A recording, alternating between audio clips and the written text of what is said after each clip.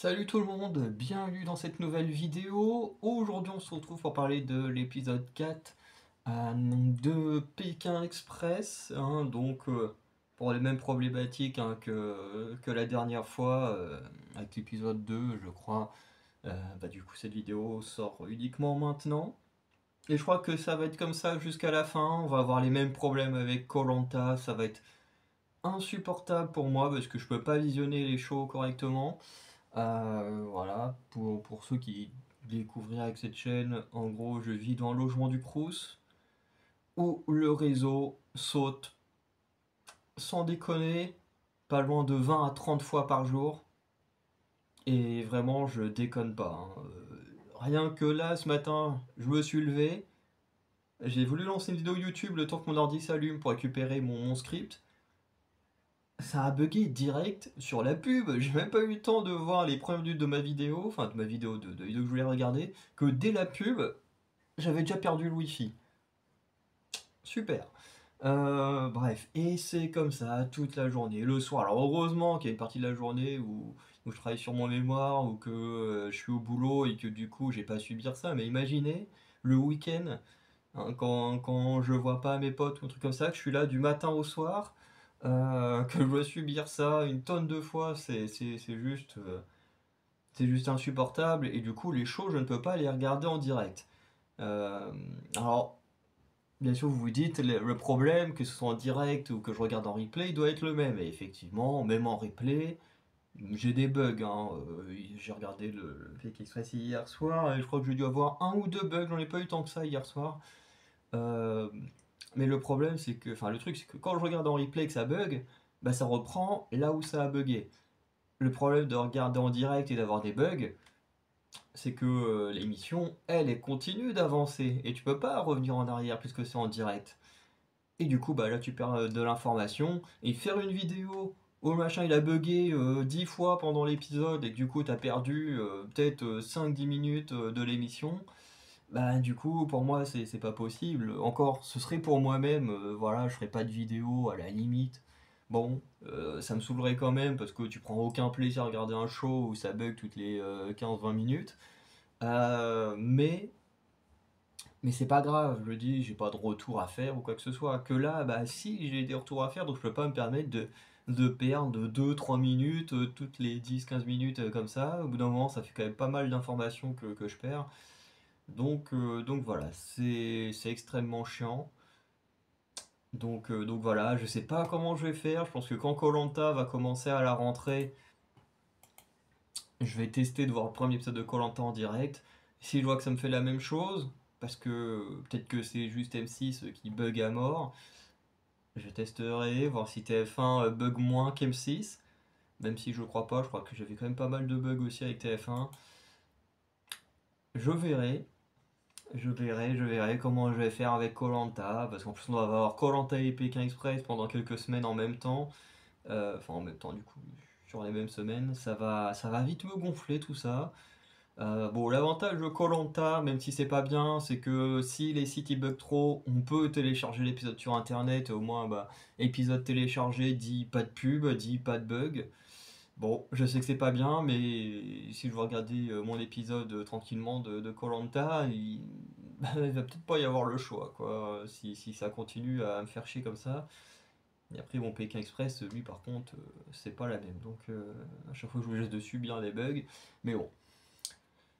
Du coup, on va parler de cet quatrième épisode, qu'en plus, j'attendais énormément, parce que bon, il y a des épisodes concept de Pékin Express que moi j'aime beaucoup, notamment celui-ci.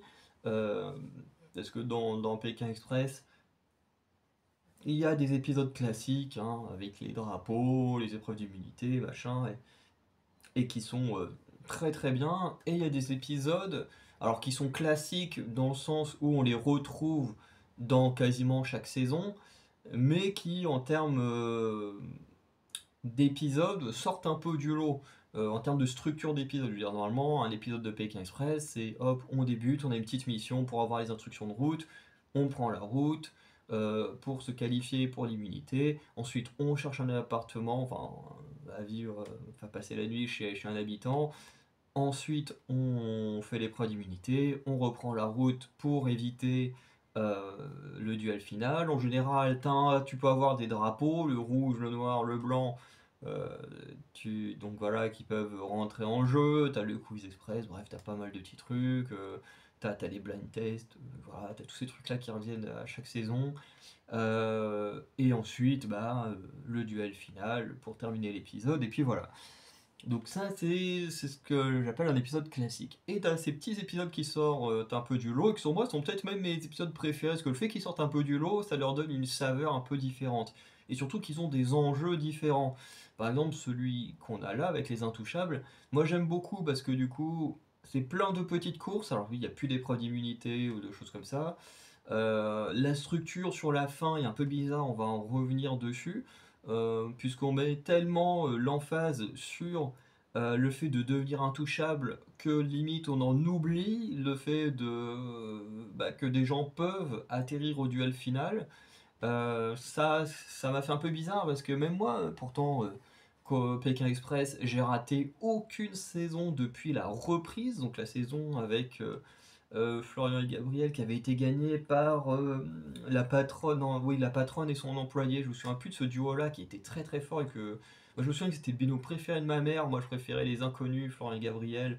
Et en vrai, les deux binômes étaient très très bons. Euh, et du coup, c'est l'autre binôme enfin, de la patronne et l'employé qui avait gagné. Et c'était une très très bonne saison.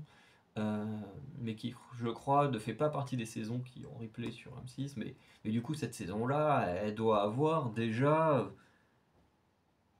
Bon, je dirais pas qu'elle a peut-être 10 ans, mais je pense qu'on en approche pas loin, hein. Je pense qu'on en approche pas loin. De toute façon, on saura la semaine prochaine, puis, enfin, non, cette semaine, puisque dans Qui veut battre Riyad et Louison, du coup, c'est Florent et Gabriel qui vont affronter Riyad et Louison. Donc ça va être mon binôme d'inconnus préféré contre, je pense, mon deuxième binôme d'inconnus préféré. Donc ça va être plutôt intéressant. Euh, mais voilà, donc comme je disais, pour revenir à ça, c'est-à-dire que ça fait quand même énormément de saisons qui ont suivi, que j'ai regardé. Et j'avais pas le souvenir que on mettait aussi peu l'emphase sur le duel final vers la fin de ces épisodes-là.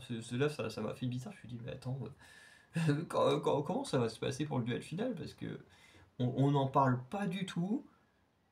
On est quand même déjà à presque la fin de l'épisode. Je me suis dit, mais qu'est-ce qui va se passer? Et en fait, hop, ils annoncent ça comme ça. Bon, bah finalement, le duel final, je fais, bah oui, mais c'est quand même à la base un des enjeux. Quand la troisième course a débuté, ils auraient dû justement mettre l'emphase sur le fait qu'il y a la qualification pour les intouchables, mais qu'il y a aussi le duel final à éviter. Et ça je trouve ça un peu dommage, parce que du coup, même moi qui connais Pékin Express pas autant que je maîtrise koh quasiment sur le bout des doigts, parce qu'il y a deux trois saisons que j'ai tellement pas aimé que je les ai pas vues en entier, que j'ai vu tout le reste. Mais, euh, mais voilà, j'ai quand même suffisamment vu de saisons pour quand même avoir des bonnes connaissances. Et là, même moi, j'ai bugué sur les règles. Donc bon, voilà, avec ce système-là. Après, il y a un autre système que j'aime beaucoup, c'est celui des passeports. Je ne sais pas si on aura ça cette année, peut-être pour aller dans le dernier pays, mais pareil, c'est un système. Alors, je me demande si à chaque fois il n'y a pas soit les intouchables, soit les passeports. Ou je sais pas s'il y a eu les deux dans chaque saison, mais pareil, c'est un peu comme ici, c'est plusieurs courses. Tac, et à la fin des courses, du coup, tu gagnes ton passeport pour aller dans le prochain pays. Et comme ça, et puis les derniers vont au duel final. Bref, il y a ce principe-là aussi que j'aime beaucoup, qui sort un peu du lot. Et après, bon, forcément, il y a les demi-finales avec ces courses où si tu perds, tu prends une enveloppe noire et à la fin, bon, bah, en fonction des performances et le hasard, il y a un binôme qui est éliminé. Pareil, ce système-là, je l'aime beaucoup. La finale, pareil, avec plusieurs petites courses pour gagner de l'argent, puis la course finale, pareil. En fait, ces courses-là, enfin ces épisodes-là, moi, c'est vraiment ceux que je préfère, même si les épisodes classiques sont également très très bons. Donc tout ça pour dire que cet épisode-là, le fait que j'ai mes bugs internet, ça m'a énervé encore plus parce que c'est un épisode que j'attendais beaucoup, rien que pour sa structure. Même si j'ai pas vraiment de favoris dans la saison, euh, bah, la structure de l'épisode que j'aime énormément fait que j'avais très très envie de le voir. Et le fait d'avoir dû attendre 3 jours, 2 jours, 3 jours pour le voir, ça m'a saoulé. Mais bon, après, on fait avec ce qu'on a. Donc, on est sur la première et unique étape aux Zanzibar. Stéphane annonce que le passage mystère sera pour les jumelles. Hein. Jumelles qui le prennent bien, elles sont en mode nous on s'en doutait. On les a amenées au duel final, ils nous donnent le passage mystère, c'est logique. Et Stéphane du coup annonce le concept, donc 3 courses. 3 courses, où la première, le premier, il est direct intouchable, et ensuite, les intouchables devront choisir à chaque fois, dans ceux qui ont fini dans le top 2, qui est-ce qu'ils gardent ou pas. Et d'ailleurs, on a eu des intouchables avec des réflexions, enfin, je vais pas dire plutôt logiques, parce que ça va dépendre des gens, de leur façon de penser, mais qui étaient au raccord entre les deux, la deuxième et la troisième course, on en reparlera. Donc voilà. Donc la première course, on a Elodie, et d'ailleurs j'ai pu voir mon épisode la première fois uniquement jusque-là. Donc Elodie qui, avec beaucoup de chance, va trouver une voiture très vite pour les jumelles. Hein. Euh, je sais plus vraiment quelle est sa façon de faire pour le stop, mais elle va gérer très vite. Et c'était plutôt cool parce que ben, voilà, le travail du passager mystère est extrêmement dur, puisque bah, t'es pas dans la course tout le temps, t'es là, tu dois faire un truc que t'as jamais fait, sauf pour... merde, comment il s'appelait le gars dans le premier épisode, là, dans ses premiers ou deuxième épisode qui a eu Ryu, là, Johan Ryu, voilà. Lui qui avait déjà fait Pékin Express, mais on a. Mais bon, je sais pas pourquoi, ils font comme s'il avait jamais été là, alors que le gars il a déjà fait une saison. Enfin bref, ça j'ai jamais trop compris pourquoi ils ont fait comme si ça n'était jamais arrivé. Euh, mais bon, en tout cas, la plupart de ceux qui sont passés après, à ma connaissance, ne sont pas, n'ont pas été dans une saison avant. Et du coup, eux, ils testent vraiment le truc pour la première fois. Bref. Du coup, on mentionne aussi que Patricia et Adrien sont les derniers à partir pour faire cette petite course. D'ailleurs, je l'ai mentionné à chaque fois, parce que ben, on en reviendra. Il y a quelque chose qui arrive très souvent à Pékin Express. C'est que tu as des binômes qui vont être très forts. Bon, là, Adrien et Patrice, pas forcément le binôme le plus fort, mais tu as toujours des binômes qui sont très forts et qui, tu as des journées où ils vont galérer, ils vont arriver à rien. Et bah là, la première journée de course pour Patrice et Adrien, même si encore une fois, ils n'ont jamais été souvent dans le pelon de tête, je crois qu'ils n'ont jamais vraiment été, mais ils ont toujours été plus ou moins dans le milieu. Euh, Bah là, ils galèrent à mort, ils n'arrivent pas à partir. Je crois qu'à la fin, ils vont même être rapatriés à la fin de la course, tellement ils sont en galère et tout. Alors je crois que c'est pas les seuls, hein, mais en tout cas, ils vont rater cette course-là, ils vont rater la suivante. Voilà, c'est une journée compliquée pour ce binôme. Donc, les binômes doivent aller à la plage. Une fois arrivés là-bas, ils devront prendre une embarcation différente. Alors, il y a différents trucs. Il y a des paddles, du kayak. Il y a une sorte de truc où tu pédales et tout. Il y a une pirogue un peu plus, comment dire, locale. Je n'ai pas d'autres mots là tout de suite en tête. Et à partir de là, ils doivent faire 200 mètres, un truc comme ça, dans l'eau et récupérer des sacs avec des trucs de plongée sous-marine.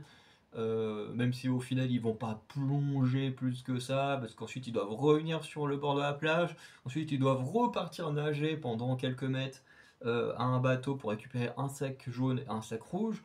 Et dans ces sacs, en fait, ils ont des petites plaques avec des symboles pour déchiffrer un rébus. D'ailleurs, rébus que cette fois, honnêtement, je n'ai pas trouvé la réponse. Voilà. Il y a des fois où j'arrive à résoudre les énigmes ou les trucs comme ça en regardant la télé. Là, celui-là, j'avoue que il m'aurait fallu, à mon avis, beaucoup de temps. Bon, après, comme les gens sont à deux, ils peuvent réfléchir à deux. Moi, honnêtement, là, l'espace que vous voyez derrière moi, c'est, allez, 90% de l'espace que j'ai pour vivre. Donc, moi, j'ai pas l'espace pour vivre à deux et de toute façon, j'ai pas le droit. Et du coup, bah, je peux pas réfléchir avec d'autres personnes. Je réfléchis tout seul à ce que je dois faire. Voilà. Et, euh, et là, bah, c'était un rébut assez dur. Franchement, je l'ai trouvé un peu dur. Donc voilà. Contrairement à d'autres épreuves où vous savez, des fois il y a une carte où tu tires et puis hop, tu tombes, comme il y avait eu avec les bidons la semaine dernière ou quoi que ce soit. Là, c'est premier arrivé, premier servi. Alors il y avait aussi une saison, je sais plus laquelle, où il y avait une fin de course qui se faisait. Tu avais plein de styles de vélo ou de trucs comme ça différents. Et pareil, bon voilà, c'était premier arrivé, premier servi. Là, c'est le même système. Donc les premiers arrivés. C'est Moad et Ludovic qui du coup ouais, arrivent en premier et qui eux vont choisir. Attends, est-ce que je l'ai noté? Non, j'ai pas noté. Je n'ai pas spécialement noté ce que les gens ont pris. Bon, en même temps, c'est pas hyper important. À part Max et Hélène qui eux vont arriver juste après et ils vont se dire bon ben allez, enfin non, Max et Hélène arrivent les premiers. Ludovic et moi sont les premiers à récupérer leur sac dans l'eau, mais les premiers arrivés au bateau, c'est bien Max et Hélène, sauf qu'ils prennent le truc à pédale en se disant bon, on va pédaler, le truc il fait très sport et tout, voilà, ça va le faire. Et au final, bah, ça l'a pas fait du tout. En fait, le truc il tournait en rond, t'avais quasiment l'impression de revoir Julie et Denis dans le kayak qui arrêtaient pas de tourner en rond aussi. Bref, c'était assez drôle. C'était pas aussi drôle que Julie et Denis, mais franchement, c'était quand même marrant à suivre. Euh, En plus, c'est la première engueulade du couple. Tu te dis, ça y est, ils ont fait leur première engueulade à Pékin Express. Voilà, au moins ils s'en souviendront de leur première dispute. Mais voilà, ça c'était marrant. Et après, les autres binômes, ils ont plus ou moins géré facilement en fonction de ce qu'ils avaient. On a Elodie avec une des jumelles qui a quand même galéré un peu parce qu'ils avaient pris d'une des pirogues. Parce que les pirogues sont très très lourdes. Et bah, quand tu vois le physique des filles, bah, faut quand même gérer la pirogue et tout. Et c'est complètement dur. Et comme disait Elodie, c'est que bah, si tu anticipes pas le déplacement de la pirogue, ben c'est foutu. Voilà, une fois que la pirogue est partie, elle est partie. D'ailleurs, à un moment, ça c'est marrant parce que tu le vois moitié repartir vers la plage au lieu d'aller vers le bateau, tellement ben, au début c'est compliqué de gérer la pirogue. Euh, Autre passage qui était très cool, mais qu'on a vu uniquement dans Qui peut battre Riyad et Louison. Donc pour ceux qui n'ont pas vu l'épisode, du coup vous avez raté ça. D'ailleurs, c'est un des seuls trucs que j'ai trouvé intéressant par rapport à ces petits retours sur la course. C'est le retour sur Marion et Cécile. Je crois que c'est ça, ouais, Cécile et Marion euh, où on avait déjà appris lors du premier épisode que Marion était pas à l'aise avec l'eau et tout ça, et là, bah, on se rend compte que bah ouais, la phobie, elle est vraiment là, qu'elle va surpasser sa phobie parce qu'elle veut pas faire perdre son binôme, puis qu'elle a pas envie de perdre non plus. On a bien vu que les étudiantes sont très très compétitrices. Et, euh, et du coup, j'ai trouvé ça très cool parce que il y a un côté où je peux m'identifier à Marion parce que ça fait des années que je ne vais plus dans la mer ou dans des lieux comme ça. Parce que, pareil, moi, si je vais dans l'eau, que je vois pas où je mets les pieds, que je vois pas ce qu'il y a en dessous de moi, je ne vais pas dans l'eau. Donc, en gros, quand j'ai envie de me baigner ou un truc comme ça, je vais uniquement à la piscine, c'est tout. Même si je sais que c'est pas l'endroit parfait pour aller se baigner. Mais voilà. Alors, après, moi, c'est pas au point d'être phobique. Je veux dire, je pourrais quand même aller à la la mer et tout, mais je vais tout le temps, enfin, tout le temps être en train de penser à ce qu'il peut y avoir au niveau de moi ou quoi que ce soit, quoi. Donc voilà, moi, je ne suis pas au point d'être phobique, mais j'ai également ce problème qui fait que je ne vais plus à la plage. Enfin, je vais à la plage, mais je ne vais pas dans la mer, quoi. Bref. Et d'ailleurs, un lac, une rivière, pareil, je ne pourrais pas plonger dedans si je vois pas, si je vois pas le fond dedans, le fond de l'eau. Et sauf qu'elle, c'est vraiment au point d'être phobique et du coup, bah, l'avoir surpassé, sa phobie, c'était très cool. Et il y a une scène qui est très drôle parce que t'as un mec en jet ski qui passe à côté, sauf que du coup le fait qu'il passe, ça fait des petites vaguelettes. Donc les filles elles sont sur un paddle, donc ça va, ça a l'air assez stable en fonction de comment elles sont posées dessus. Mais les petites vaguelettes sur un truc moins stable, ça pourrait les faire tomber. Donc t'as Marion qui arrête pas de gueuler sur le mec et tout, comme Cécile a dit, on dirait une petite mamie qui arrête pas de se plaindre de tous des petits jeunes là, qui s'abusent et tout. Enfin, c'était très drôle. Euh, et puis en plus, bah, plus elle s'est énervée, comme les gars ils comprennent pas le français, bah, le gars lui faisait de plus en plus de tours et tout. Enfin bref, c'était assez marrant à regarder. Et puis, enfin voilà, puis voir en même temps, du coup Marion battre sa phobie, c'était plutôt sympa. Donc voilà, mais ça malheureusement, il n'y a que si on a vu qui peut battre à des Louison qu'on a vu parce que bah, les étudiantes n'ont pas été dans le top du classement pour cette course. Euh, donc, euh, donc on les a pas plus vus que ça dans l'épisode principal. Bref. Ensuite, alors sur le rébut de mémoire, c'est Moad et Ludovic qui vont. Non, même pas. Attends, qu'est-ce que je notais? Non, arrivent les premiers, ok. Ah non, c'est Étienne et Judith qui est arrivé quatrième ou cinquième au niveau des bateaux qui trouvent l'énigme en premier et également une voiture, et tous ont trouvé une voiture, bah, voilà, ils sont inarrêtables. Et ils sont suivis de Moad et Ludovic qui ont la chance de tomber sur un Français. Et là, on essaye de nous mettre un suspense en mode est-ce que voilà le fait que les inconnus tombent sur un Français du coup qui connaît sûrement l'émission, qui peut du coup les aider et communiquer plus facilement, va les aider à gagner la course. Tu vois, on met un suspense là-dessus. Et au final, alors moi j'aime bien ce côté de suspense où on te dit pas tout de suite qui a gagné, qui a perdu. Bon, en même temps, dans une course classique, c'est moins problématique de dire qui a gagné parce que, bah, entre guillemets, je pas envie de dire qu'on s'en fiche, mais dans les courses classiques, le but c'est de pas être dernier. Voilà, alors que là, le principe des intouchables, c'est d'être le premier. Donc on s'intéresse qu'à ça, et peut-être même un peu trop qu'à ça, hein. Euh, et, euh, et franchement, moi j'aime bien ce fait dans les épisodes du style Les Intouchables qu'on attend de la fin de la course. Dans les demi-finales, c'est pareil aussi. Euh, et du coup, Stéphane va annoncer que les Intouchables sont Étienne et Judith, donc le couple du Nord, il y a un binôme qui est très fort, mais qui est difficile de s'attacher à eux. Je m'explique. Ce binôme-là, on est à la quatrième course.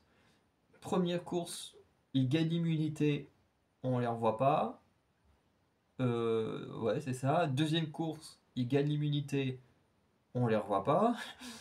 Troisième course, bon là ils ont un peu plus participé parce qu'ils ont pas, je crois qu'ils ont même pas pu participer à l'immunité. Sinon ils auraient peut-être gagné encore une troisième fois l'immunité tellement ils sont bons sur cette épreuve-là. Bref. Et là, pareil, première course, ils gagnent les intouchables, c'est-à-dire qu'on les verra quasiment pas, à part pour les choix. Ce qui fait que c'est un binôme. Encore une fois, pour moi, c'est le même cas que Jérôme et Emma l'année dernière. Jérôme et Emma qui gagnaient toutes les immunités et que du coup, bah, on ne voyait pas pendant bah, du coup, les trois quarts de l'épisode et qui pourtant avaient un gros gros groupe de fans et tout ça. Mais moi, je me disais, comment tu peux. Alors, oui, avoir beaucoup de respect pour leur parcours parce qu'ils gagnent tout sur un partage du tout. Alors, ça, moi, j'étais le premier à avoir beaucoup de respect pour ce binôme. Mais de là à ce que ça soit ton binôme favori où tu les vois jamais parce que ben à chaque fois ils sont immunisés et du coup bah, ils participent pas plus que ça au reste de la course ou du moins on te les montre pas puisque bah, il n'y a pas d'enjeu pour eux et moi j'ai jamais compris pourquoi ils étaient autant aimés, même si je reconnais qu'ils étaient très très forts. Là, on a un peu le même problème avec Étienne et Judith, c'est que quand ils gagnent, je suis content parce que le binôme a l'air très cool. Mais après, tu dis, bon, c'est comme l'épisode 1 et 2, les trois quarts restants de l'épisode, on les verra pas. Et c'est quasiment ça. Bon, là, on les a quand même revus, histoire de dire, bon, on rend telle personne intouchable et tout.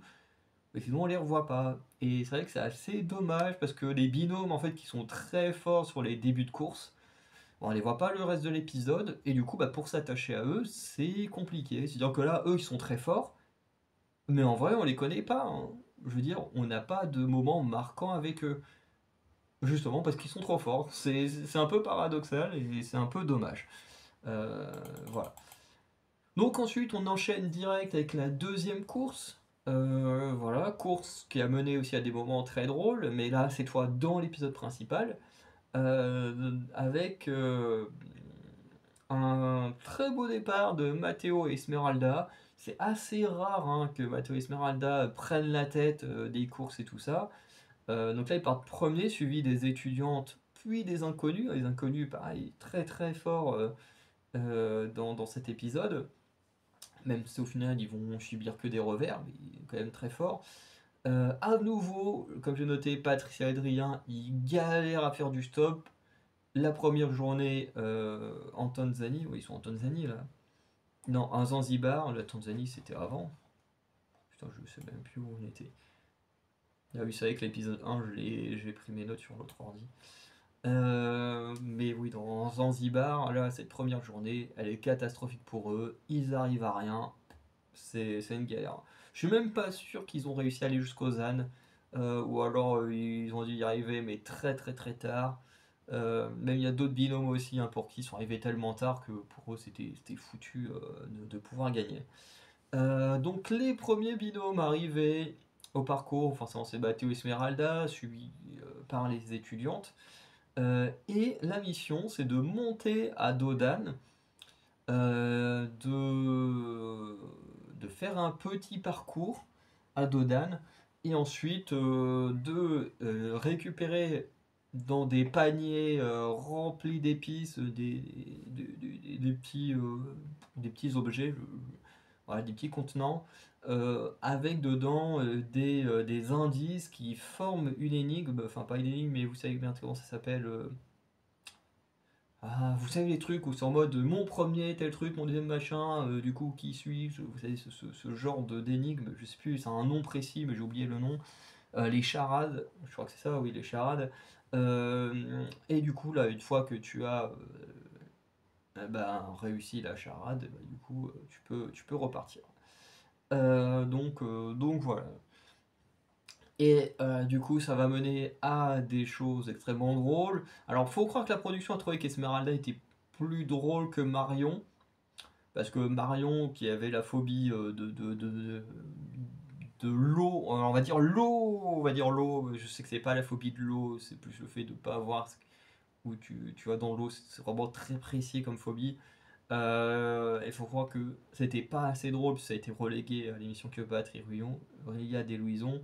Alors qu'Esmeralda avec sa phobie, alors je sais pas si c'est vraiment la phobie de l'âne ou plutôt des animaux de manière générale, je sais pas trop c'est quoi sa phobie. En tout cas, dès qu'Esmeralda elle a vu l'âne, ça a été une catastrophe, c'était même assez drôle, hein. Mais on sait qu'ils l'ont mis, c'est clairement plus pour la chute que pour le reste, parce que très rapidement, on est passé à des moments où Esmeralda était plus à l'aise sur le dos d'âne et tout. Mais c'est vrai que le début, il est très drôle. T'as Mathéo en plus qui est sur l'âne, qui attend, qui est désespéré. Puis bon, ce moment où Esmeralda il se casse la gueule, en plus son pied il se prend dans. Ah putain, je sais plus comment ça s'appelle, dans les rênes. Et du coup, l'âne il attire un tout petit peu sur 2-3 mètres en plus. Quand elle tombe, il tente de lui mettre un coup de sabot. Enfin bref, c'est une catastrophe le début.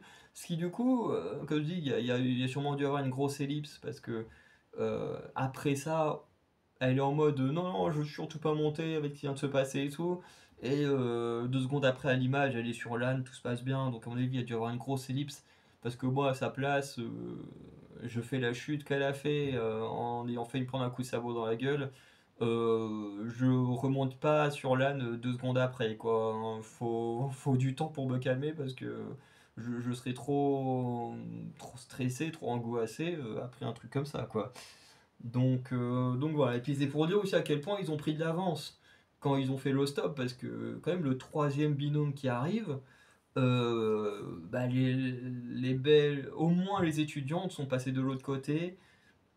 Les Belges, je sais plus, mais surtout que les étudiantes ne peuvent pas tenter de faire le parcours tant que les Belges, comme ils sont arrivés les premiers, n'ont pas testé. C'est-à-dire que Esmeralda qui galère, en fait, elle bloque tout le monde. Enfin, elle bloque tout le monde, du coup, elle bloque les étudiantes et son binôme, puisqu'à ce moment-là, il n'y a que eux. Et en plus, bah, Esmeralda, pas beaucoup plus de chance que ça, c'est qu'elle a tellement peur sur le début bah, qu'elle contrôle pas son âne qui décide de quitter le parcours.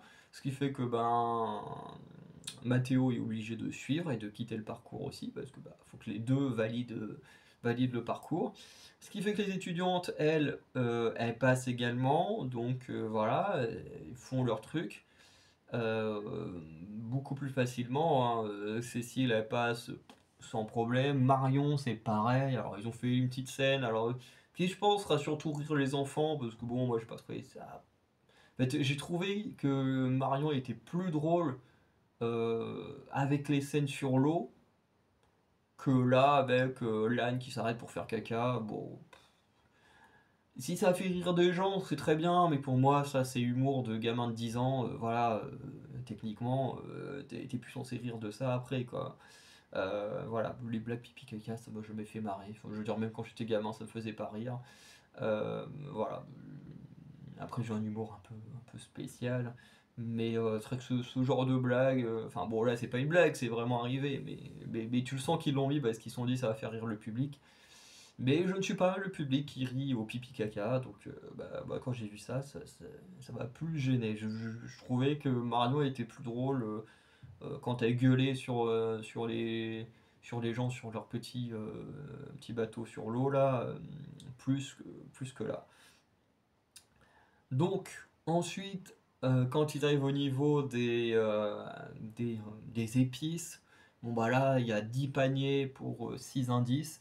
Donc bon bah voilà, ils doivent se démerder pour les trouver. D'ailleurs, sans vouloir être méchant avec Marion, en plus c'est assez paradoxal, mais je trouve que Marion c'est sûrement la personne que je trouve la plus jolie de toute la saison.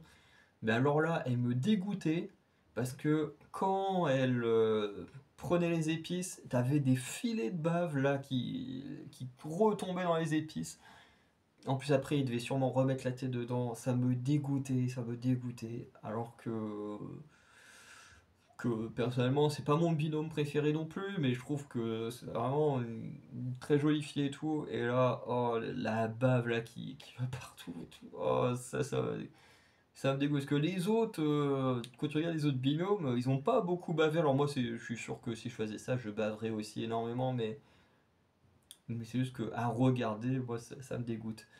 Mais bon, c'est comme ça. Et, euh, et du coup, pour les énigmes, il y a plusieurs binômes qui vont revenir à ce moment-là. Du coup, principalement les inconnus ainsi que les jumelles avec Elodie. Voilà, qui, je crois, en plus, Elodie et la jumelle qui l'a suivi, parce que je crois qu'ils n'ont pas galéré plus que ça avec les ânes. Et voilà, la mission, elle était plutôt cool. D'ailleurs, dans Que battre Rayad et Louison, on a un peu revenu sur ce passage-là par rapport à Elodie et sa binôme, sur le fait que voilà, en mettant la gueule dans les épis, tu ressembles plus à rien, mais c'est quand même marrant. Voilà, bon, voilà, c'était sympa, mais bon, c'était pas non plus essentiel, je trouve. Et voilà. Donc, les premiers à résoudre la charade qui, du coup, était le fait de retrouver une épice. Alors, moi, qui ne mange pas spécialement d'épices, j'essaye de regarder, mais je crois que je dois juste avoir un pot. Ouais, c'est quoi ça? Franchement, je connais tellement peu. Ah oui, ok. Normal, je suis censé avoir du... Bah, en fait, je croyais que j'avais du curry, mais peut-être dans mon placard. Mais ouais, tu vois, j'ai juste un truc, une épice qui traîne sur mon, sur mon truc. euh, pour dire à quel point j'en mange quasiment jamais. Je connais quasiment rien aux épices. Alors, je connais le nom des épices principales, mais je connais quasiment pas grand-chose. Et là, bah, la charade, moi, j'aurais jamais trouvé, hein, honnêtement. Il y a des choses qui étaient faciles, hein, la racine carrée de machin divisé par 2, bon, alors ça, c'était hyper simple. Le truc du serpent, la mue et tout, ça, c'était trop simple. Alors par contre, ce qui appartient au coquillage, moi, j'aurais jamais trouvé, pas au coquillage, mais à l'huître, la noix, je pense que j'aurais jamais trouvé. Alors qu'en fait, c'est le mot, en fait, c'est le mot phare, en fait. Tu trouves ça, tu trouves le reste. Parce que du coup, est-ce que t'as le 2 mu, ça finit par 2 aussi. Il te manque deux mots, le noix et le ska. Le ska, pareil, j'aurais jamais trouvé. Genre, c'est quoi l'ancêtre du reggae? Et moi, j'écoute pas de reggae, j'aurais jamais trouvé. D'ailleurs, la tête d'Esmeralda, ils ont fait un gros plan sur la tête d'Esmeralda, sur justement cette partie de la charade, où elle est en mode, mais c'est quoi le reggae? Mais du coup, si je sais pas c'est quoi le reggae, c'est quoi l'ancêtre du reggae? On va jamais trouver tout. C'était vraiment très drôle. Tu sentais qu'elle était paumée dans son regard. Ça, c'était très drôle. Mais bon, moi j'avoue qu'à leur place, j'aurais été pareil parce que la noix et le ska, j'aurais jamais trouvé. Mais par contre, je pense qu'une fois que tu as trouvé le mot noix, direct à le reste, et c'est d'ailleurs ce qui va se passer aux inconnus, c'est que dès que Ludovic va dire le mot noix, direct, moi, il va être en mode, oh, la noix de muscade, et hop là, et puis hop, ils vont repartir.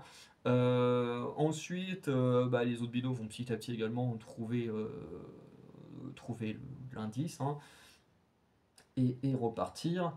Et dans le top 2, alors là, c'est vrai qu'au niveau de la course, il va se passer des choses entre une voiture qui va prendre une route un peu particulière au lieu de continuer sur la grande route. Je crois que c'est la voiture des étudiants qui va prendre une route un peu annexe où les étudiants n'étaient pas rassurés du tout. Alors, comme c'est un binôme, comme j'ai dit, c'est pas mon préféré, mais que j'aime beaucoup, je n'étais pas rassuré pour elle non plus.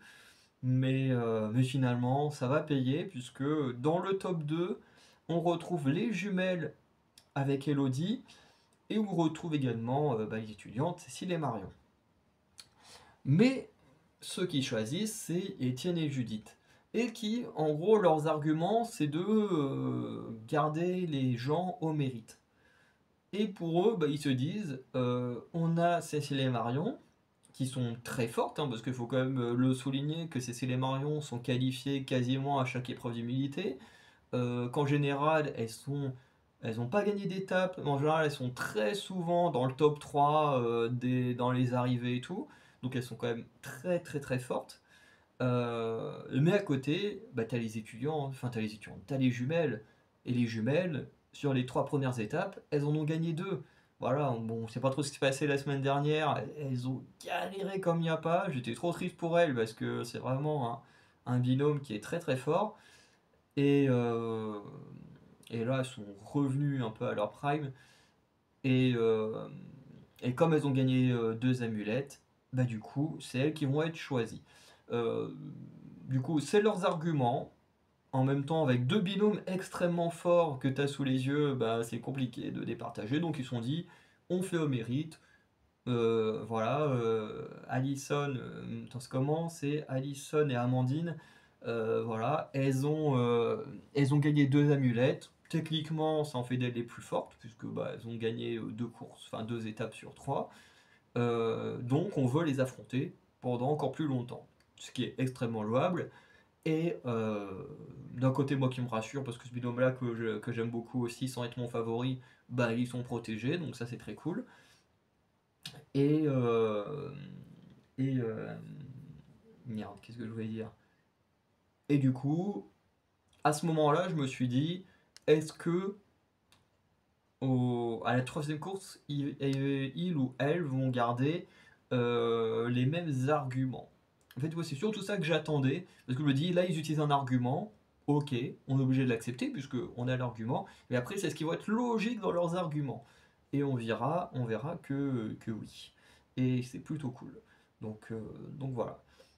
Du coup, comme Elodie a réussi sa mission de passager mystère auprès des jumelles, en ayant réussi à les faire se qualifier pour le Mozambique, bah du coup, les filles sont obligées de s'en débarrasser.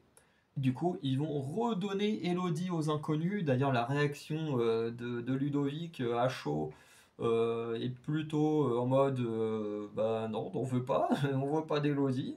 D'ailleurs, Elodie avait blague là-dessus et tout, en faisant putain, on va passer une sacrée soirée et tout. Très ironique, c'était très drôle. Moi, l'ironie, ça fait beaucoup plus marrer que le pipi caca. Euh, et, euh, et du coup, ça va quand même bien se passer. Mais c'est vrai que sur le coup, les inconnus. Voilà, ça fait quasiment 2 fois de suite où ils font une très belle course et qui ne sont à chaque fois pas qualifiés dans le top 3. Ils sont dégoûtés. En plus, on leur file le passager mystère qui doit faire le stop et tout à leur place. Du coup, ben forcément, c'est encore un coup dans le moral en plus. Mais moi, je m'en fous. Moi, personnellement, à ce moment-là, je me dis, je m'en fous. Les jumelles, elles sont sauvées. C'est très bien pour moi. Donc voilà. Parce que les inconnus, en fait, c'est compliqué parce que, en fait, il y a un côté où c'est un très bon binôme d'inconnus, ils fonctionnent très très bien ensemble. Et il y a un côté où j'ai beaucoup de sympathie pour Moad, qui est vraiment très cool. En plus, avec les deux pendant les épreuves, ils sont très amusants aussi parce que t'as Moad, il est très rapide, il réussit plein de trucs.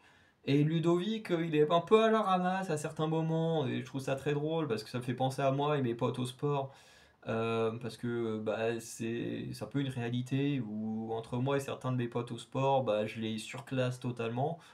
Et du coup, voilà, j'avais l'impression de revoir un peu moi et mes potes où quand ils doivent aller dans l'eau pour récupérer les sacs et qu'ils doivent nager. Moi, il fait oh, je suis pas très bon et tout. Et Ludovic, il a à peine mis son masque sur la tête que Moad est déjà arrivé au bateau. Tu fais bah, attends quoi? Pareil, quand j'arrive aux épices, pareil, Ludovic a à peine eu le temps de mettre ses lunettes sur la tête que Moad avait déjà trouvé le premier indice et tout dans les épices. Enfin bref, ces petites scènes-là, elles m'ont fait un peu rire et tout. Euh, donc c'est un binôme qui a un côté assez touchant et tout, le binôme il fonctionne bien, mais c'est, je sais pas, Ludovic, il y a quand même un truc avec lequel j'ai du mal, mais en même temps, en fait, il réagit énormément à chaud, ce qui peut le rendre parfois un peu agaçant. Je pense que si on est tous honnêtes, il y a des moments où on doit tous le trouver un peu agaçant, ce qui fait pas de lui un mauvais candidat ou quoi que ce soit, mais c'est vrai que moi, c'est un truc qui fait que j'ai du mal à m'attacher quand il réagit beaucoup trop à chaud. Euh, voilà, je trouve que c'était un peu moins sympa, mais je trouve qu'il est quand même cool comme binôme avec Moad. Mais je pense que ça a un côté où voilà, il peut pas être mon binôme préféré. Euh, voilà, de toute façon, mon binôme d'un coup préféré, tout le monde le connaît déjà, je le répète quasiment toutes les semaines. Mais qui est un binôme plus joyeux et tout ça, très très différent. Bref. Donc, la troisième course, donc à nouveau les inconnus partent super bien, ils prennent la route en premier avec Elodie. Elodie, franchement, parfaite dans son rôle de passager mystère, hein. Peut-être la meilleure des trois pour l'instant, puisque... qu'est-ce que je voulais dire? Parce que Bruno Solo, on l'a vu galérer, et Johan Ryu, on l'a vu galérer aussi. En plus, Johan Ryu, il avait quand même déjà fait une saison, donc je dis pas qu'il aurait pas dû ne pas galérer et tout. On le voit même avec les anciens champions et tout qui galèrent un peu sur la reprise du stop. Mais Johan Ryu avait quand même des bases de l'émission en ayant fait 2-3 épisodes sur ça, c'est sa propre saison. Donc c'est dire équivalent de 4, 6 à 8 jours quoi. Donc voilà, c'est pas rien non plus. Bref. Du coup, le trio arrive à la mission en premier, donc mission qui consiste à retrouver des cocos. Alors, on doit choisir une couleur et ensuite trouver des cocos. Donc, il y a tout gros tas de coco en dessous, il y en a qui sont colorés, du coup ils doivent retrouver celles de la couleur qu'ils ont choisies. Donc, je sais pas si tu as choisi la couleur noire, bah, après tu prends tous les cocos noirs. Et le but c'est de mettre 4 paniers, voilà. Et la mission est plutôt sympa, moins intellectuelle, moins compliquée que la précédente. Mais c'était quand même plutôt sympa, un peu plus détente, hein. Surtout que bah, là on est sur le deuxième jour, c'est vrai que j'ai oublié de dire qu'entre deux il y a eu les passages chez l'habitant. Mais bon, je pense que vous en doutez. Et vous savez que c'est la partie que moi m'intéresse le moins. Donc en général je saute à chaque fois, surtout que là j'ai pas vu de moment qui m'a marqué plus que ça. Donc voilà.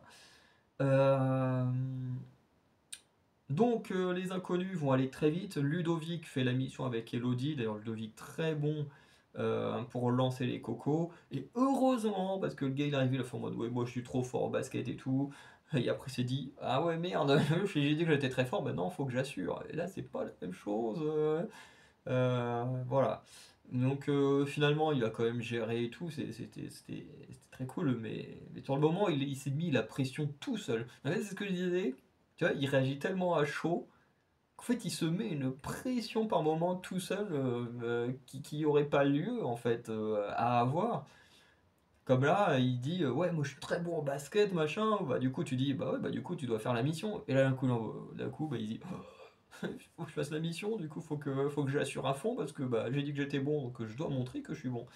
Et voilà, c'est un peu Ludovic. Ça doit pas être facile tout le temps d'être en binôme avec lui, même s'il a un mental d'acier qui par contre, ça doit quand même pas mal aider. Donc, le trio finit la mission en premier, sauf que le lieu de la mission est un lieu où il n'y a aucun passage et c'est compliqué. Puisque tous les binômes sont un peu déposés les uns après les autres, sauf que les chauffeurs qui déposent les binômes, ils sont déjà en mode eh oh, on est gentil, on a déposé déjà vos collègues, on va pas non plus aider tout le monde. Donc, bah, ce qui fait que au bout d'un moment, quasiment tout le monde réussit la mission et se retrouve bloqué au même endroit pour faire du stop. Et là, ben, ça pose problème parce que ben, toute l'avance qu'avait pris le trio, ben, ils la perdent. Et ça, c'est très dommage pour eux qui avaient fait un début de course excellent, quoi. Ils partent en premier. Ils arrivent en premier à la course, donc zéro faute du chauffeur ou dans les instructions avec le chauffeur. Ils arrivent, mission, hop, ils le font les doigts dans le nez, et là, pour repartir, catastrophe. C'est dommage pour eux qui sont assez forts habituellement. Donc ensuite, les binômes, bon bah voilà, ils y arrivent tous quasiment assez bien. Et on a plusieurs binômes qui vont commencer à prendre la route les premiers. Sauf qu'il y en a un qui fait une grosse erreur, c'est Max et Hélène qui vont décider de prendre un bus pour prendre un peu d'avance. C'est-à-dire que comme ils sont dans un lieu où ça avance pas, ils vont prendre un bus pour essayer d'avancer un lieu où il y a des voitures, ce qui est pas con comme stratégie. Sauf que bah, le bus il s'arrête très souvent et que bah, les autres, au bout d'un moment, ils vont trouver une voiture. Du coup, bah, tout le monde va leur passer devant. Enfin, je dis tout le monde. J'exagère parce que bah, c'est pas eux qui sont au duel final. Mais tout ça pour dire que bah, ils étaient très très bien partis et ils vont perdre beaucoup de place. Ce qui fait que dans le top 2, on aura ceux qui les ont dépassés, qu'on verra pendant l'épisode, qui sont Patricia et Adrien. Hein, comme je disais, il y a des jours avec, il y a des jours sans. Le jour 1 de l'épisode, ils ont galéré à mort, ils n'ont rien réussi à faire. Là, paf, ils arrivent direct dans le top 2. Donc très très content pour eux. Et du coup, avec eux, on a Cécile et Marion. Et là, je me suis dit, quel va être le choix des intouchables? Est-ce que les intouchables vont faire le choix de prendre Patricia et Adrien en disant ils ont beaucoup galéré, et ils essayent de se battre à fond, mais ils galèrent à certaines étapes et tout, donc est-ce que on les félicite d'avoir plutôt bien géré cette course-là et tout, ou est-ce que on reste dans l'idée du mérite, donc de faire gagner ceux qu'on considère être les meilleurs, et ils vont rester dans cette stratégie-là. J'étais plutôt content parce que, pareil, Cécile et Marion, c'est un binôme que j'aime beaucoup, donc content pour elle. Et en plus, bah, ça suit la logique, hein. Cécile et Marion, en dehors de l'épisode, sont toujours hyper bien classées, sont quasiment tout le temps dans les épreuves d'immunité, et même là, elles sont 2 fois dans le top 2. Bon, bah, c'est logique, du coup, que ce soit les filles qui soient intouchables. Et c'est là que pour moi, cette course-là, on aurait dû mettre en avant tous les enjeux de la course, parce que du coup, bah, d'un coup, Stéphane il dit bon bah les intouchables, vous pouvez partir maintenant, on n'a plus besoin de vous. Et puis il fait bah maintenant, on passe au duel final. Et là t'es en mode quoi? Euh, Pourquoi? Comment? Euh, Tu sais, t'as limite oublié en fait que le duel final existait dans cet épisode parce qu'on te le mentionne jamais. Et en fait, c'est un peu ce que je trouve dommage, c'est qu'on aurait dû nous redire, même en voix off, bah, que ceux qui vont arriver derniers iront au duel final. Et que du coup, cette troisième course, elle a un double enjeu. L'enjeu de devenir intouchable et l'enjeu de ne pas finir dernier et de ne pas aller au duel final. Pour moi, cette course-là, ils auraient dû le présenter ainsi. Ce qu'ils n'ont pas fait, ce que je trouve dommage, parce que bah, quand Denis, quand Stéphane il annonce que là on va partir sur le duel final, sur le coup moi j'étais un peu perdu quoi. J'étais en mode mais quoi? Mais qui, quoi, comment voilà. Je me doutais qu'il allait forcément avoir le duel final à un moment donné, mais genre on nous l'annonce d'un coup comme ça sort un peu de nulle part. Je me suis dit, bon, ok, allons-y, hein, voilà. Et du coup, c'est Matteo Esmeralda qui avait plutôt bien géré la veille certaines courses, notamment la deuxième, qui du coup bah, là sont arrivés derniers. Elodie est félicitée pour avoir qualifié deux binômes. Alors la réalité, c'est qu'elle en a vraiment qualifié un, euh, puisqu'elle a vraiment rendu intouchables les jumelles qui, grâce à leur performance d'avant, ont, bah, du coup, ont eu la chance d'être intouchables. Après, avec les inconnus, je suis moins d'accord sur le fait qu'elle les ait qualifiés. Alors oui, elle les a pas fait perdre entre guillemets comme Yorin Ryu qui avait mené les geeks à la défaite entre guillemets puisque bah, c'est lui qui est responsable du stop. Là, effectivement, Elodie n'a pas mis les inconnus en dernière position, mais elle les a pas ramenés dans le top 2 non plus. D'ailleurs, je me demande, bah non, de toute façon, bah, si j'avais été dans le top 2, ça aurait quand même été les étudiantes qui auraient été pris, puisqu'elles avaient été 2 fois dans le top 2. En fait, même sans ça, ils n'auraient pas été choisis. Ce qui fait qu'en fait, ils sont qualifiés parce qu'ils sont pas choisis en duel final. Et ça, bon, moi ça me dérange pas, hein, mais je trouve que Elodie est plus à être félicitée pour son parcours avec les jumelles qu'avec les inconnus. Où effectivement, elle les a pas fait perdre, mais ils sont qualifiés parce qu'ils sont pas choisis au duel final. D'ailleurs, Matteo Esmeralda aurait pu être salaud et dire hop, vous avez entre guillemets un handicap avec le passager mystère, bah hop, on vous envoie là-bas, on verra. Bon, de toute façon, après, au duel mystère, enfin au duel final, le passager mystère n'est pas obligé d'y aller, mais il aurait quand même pu tenter un coup là-dessus. Donc voilà, donc je n'enlève pas le travail et le talent qu'Elodie a eu, puisque bah, pour l'instant, personne n'a réussi à faire en sorte que deux binômes ne se fassent pas éliminer. Bon, en même temps, ah bah si c'est possible en fait dans une course normale, je me disais, de toute façon c'est pas possible dans une course normale, mais en fait si c'est possible. Si tu aides ton équipe à se faire immuniser, ensuite tu te retrouves avec un autre binôme, donc ouais si c'est possible. Donc pour l'instant c'est la seule à avoir permis à un binôme, à deux binômes de se qualifier. Même si je trouve que pour le deuxième coup, hein, c'est plus par le fait qu'ils n'aient pas été choisis qu'autre chose, hein. Voilà. Ensuite, le duel final, Matteo et Esmeralda vont choisir Lionel et Eva, puisqu'ils pensent être à peu près du même niveau, ce qui n'est pas totalement faux. Et du coup, voilà, ils vont s'affronter. Donc Matteo contre Eva.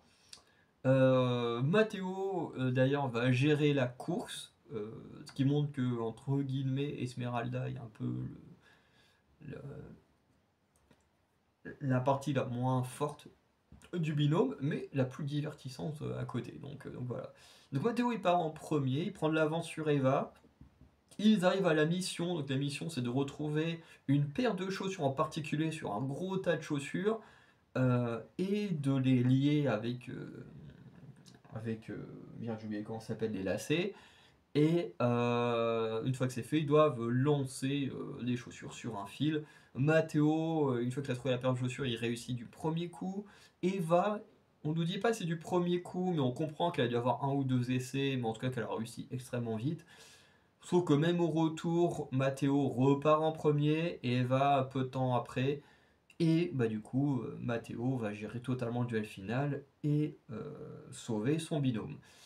À côté de ça, Eva et Lionel, eux, bah, ils vont tirer l'enveloppe non éliminatoire. J'en étais sûr qu'elle était non éliminatoire.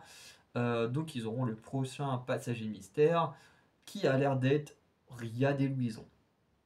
On va avoir une double dose de Riyad et Louison. Alors pour ceux comme moi, comme Maxime, de la chaîne YouTube Maxime, qui aiment beaucoup Riyad et Louison, même si Maxime, je pense qu'il les aime encore plus que moi. Bah alors là, ils vont être hyper contents, ces gens-là. Un double dose de Riyad et Louison. Voilà. En plus, moi, je suis très content. La semaine prochaine, Riyad et Louison, en tant que passager mystère, du coup, avec Lionel et Eva, puisqu'ils sont perdus. Mais en même temps, après, dans qui peut battre Riyad et Louison, bah du coup, ils vont affronter Florian et Gabriel, mes inconnus préférés. Donc, franchement, là, enfin, du coup, cette semaine, j'arrête pas de dire la semaine prochaine, mais oui. Du coup, là, cette semaine, gros épisode. Franchement, j'ai très hâte de voir ça. En plus, je crois que. Toi, je travaille ou je travaille pas vendredi? Oh, je sais plus. Mais bon, dans tous les cas, comme le week-end, je rentre pas dans ma famille, je vais quand même pouvoir vendredi, à un moment donné, me poser pour regarder les 3 heures d'émission. Ça va être très cool. Voilà. Par contre, pour ceux qui n'aiment pas Riyad et Louison, eh ben, c'est con pour eux parce que, parce que vous allez vous en taper. Au moins une dose, si vous ne regardez pas qui peut battre Riyad et Louison. Bref. Pour qui peut battre Riyad et Louison, justement, le binôme va devoir combattre Aurore et Jonathan. Donc Aurore et Jonathan qui avaient plus marqué l'émission par des faits spéciaux dans la course. Notamment le fait que dans leur première émission, ils avaient dû quitter l'émission à cause d'un accident de voiture. Euh, voilà, d'ailleurs, ça m'a rappelé quelques souvenirs, pas précis sur l'émission, mais du coup, effectivement, je me suis rappelé de ce qui s'était passé en voyant les images. Et il y a aussi, pendant leur deuxième, parce qu'ensuite ils sont revenus une deuxième fois, où pareil, ils avaient été plutôt bons. Voilà, c'était pas non plus les binômes les plus forts, mais ils étaient plutôt bons, mais ils avaient eu un moment marquant où je crois qu'Aurore expliquait qu'il pouvait pas avoir d'enfant, ou un délire comme ça. Et finalement, on a appris que, voilà, quelques années plus tard, ils ont enfin réussi à avoir un petit garçon. Donc, voilà, finalement, tout se passe bien pour eux. Mais je me souviens de cette scène assez larmoyante qui avait été assez touchante. À l'époque, je crois que je faisais pas encore de vidéo sur Pékin Express, mais je me souviens plutôt pas mal de cette scène qui était vraiment touchante. Bref. En tout cas, c'est eux les adversaires de Riyad et Louison. Et on va voir que la course va partir très favorablement pour Orange Jonathan avant de se compliquer. Effectivement, Orange et Jonathan vont partir en premier, même s'ils vont avoir des doutes là-dessus, puisque Riyad et Louison, ils les voient pas, donc ils pensent que les inconnus sont déjà partis, alors que non, en fait, ils sont en train de galérer bah, hors de leur vue. Et du coup, Orange Jonathan arrive les premiers à la mission, une mission qui consiste à faire une sorte de beer pong. Donc il y a un des binômes, donc Louison et Aurore, qui ont sur leur tête une petite structure gonflable avec des verres posés dessus. Et du coup, Riyad et Jonathan, leur mission, c'est de jeter les balles dans les 6 verres qu'il y a sur la tête de l'autre. Et une fois que bah, du coup, tu as enlevé tous les verres en jetant tes balles dedans, et ben tu peux repartir. Donc voilà, Orange Jonathan arrive les premiers, même si ils galèrent un peu plus au départ que Riyad et Louison, ils vont très vite prendre la tête de l'épreuve et ils vont repartir les premiers. D'ailleurs, au moment où ils partent, Riyad élimine son avant-dernier verre, donc il n'y a pas grand chose d'écart. Pour le stop, Aurore et Jonathan repartent à nouveau les premiers, donc très intéressant. Mais là, pour eux, c'est la catastrophe, puisqu'ils ont un chauffeur qui est sur la bonne route, mais qui n'est pas sûr d'être sur la bonne route. Ouais. Et ce qui fait que Riyad et Louison, ils vont repasser devant, et quelque chose sur la même route, et même eux, ils vont voir la voiture d'Aurore et Jonathan sur le bas-côté, en train de chercher la route, et même eux, ils vont se dire, mais pourquoi ils sont arrêtés, on est tous sur la bonne route et tout, je comprends pas, mais en même temps, bah, nous, on reprend la première place, on est content. Donc voilà, on sait pas trop ce qui s'est passé. Mais voilà, le chauffeur d'Aurora et Jonathan a fait n'importe quoi. Ce qui fait qu'un Luison arrive à la deuxième mission en premier. Mission qui consiste du coup à réunir 10 personnes pour qu'ils fassent la musique We Will Rock You euh, avec leurs mains, voilà, de faire le chœur. Et du coup, bah, les binômes d'aventuriers, eux, ils doivent chanter la chanson. Enfin, une partie de la chanson. Et tout ça parce qu'ils sont au niveau de la maison ou un truc comme ça en rapport avec Freddie Mercury qui a des origines ou vient de l'île de Zanzibar. Bref, j'ai plus précisément l'info, mais en tout cas c'est lié à Freddie Mercury. Voilà.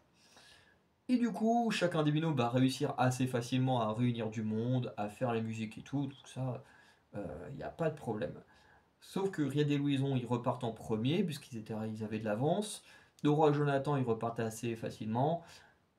Et là, on essaie de nous donner un peu de suspense avec le fait que Riyad et Louison, en fait, ils sont tellement à l'aise dans leur bagnole que ben, ils oublient totalement la course. Hein, et du coup, ils vont passer devant le drapeau rouge sans s'en rendre compte avant de se dire, mais attends, là, on est parti trop loin et tout.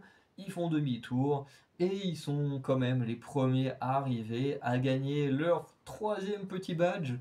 Voilà, et du coup, bah, Aurore et Jonathan ont perdu. Voilà, donc ça fait un 3-1 pour Riyad et Louison. Pour l'instant, il n'y a que les Samuel et j'ai oublié le nom de son frère chez les Belges qui ont réussi à battre Riyad et Louison. Quand on voit le teaser de la semaine prochaine, on a l'impression que Florent et Gabriel vont pas réussir à battre Riyad et Louison. Mais rien n'est jamais perdu à Pékin Express, on l'a vu, hein, Samuel et son frère, ils étaient totalement en retard tout le long de leur épisode, alors qu'ils ont quand même réussi à battre les inconnus. Donc on verra la semaine prochaine enfin cette semaine comment ça va se passer. Mais en tout cas, j'ai très très hâte de voir le prochain épisode. Première étape au Mozambique. Voilà, en plus on va à nouveau avoir un gros trek. Riyad et Louise en passager mystère. Mon binôme d'inconnus préféré, toutes saisons confondues, contre Riyad et Louison dans l'émission d'après. Bref, ça va être un épisode que je vais attendre avec beaucoup d'impatience. Voilà. Donc, dites-moi ce que vous avez pensé de cet épisode-là de Pékin Express. Je ne suis pas revenu sur les petits trucs sur la course que je l'ai déjà dit avant, donc voilà, hein, des éléments, c'était Marion avec sa phobie de l'eau et également Elodie qui a géré le stop et surtout le jeu des épices. Il n'y a pas eu de retour plus précis que ça. En tout cas, j'en ai pas le souvenir. Bref. En tout cas, moi j'ai beaucoup aimé cet épisode. En plus, je me suis pas fait spoiler le résultat. Là où la dernière fois, je m'étais fait spoiler l'élimination des geeks quand je me suis retrouvé dans la même configuration. Donc c'était un peu chiant. Je me suis pas fait spoiler, donc c'était très cool. J'ai pu vivre l'épisode quand même à fond, avec 3 jours de retard, mais quand même j'ai pu le vivre à fond. Ça, c'est très cool. Donc voilà. Donc je vous souhaite une bonne soirée. N'hésitez pas à nous en commenter ce que vous avez pensé, à liker, à vous abonner, tout ça. Et on se dit à très bientôt pour de nouvelles vidéos, notamment le prochain épisode de Pékin Express, sûrement vendredi ou samedi, ça dépendra du temps que j'ai pour bosser dessus. Voilà. Ciao tout le monde.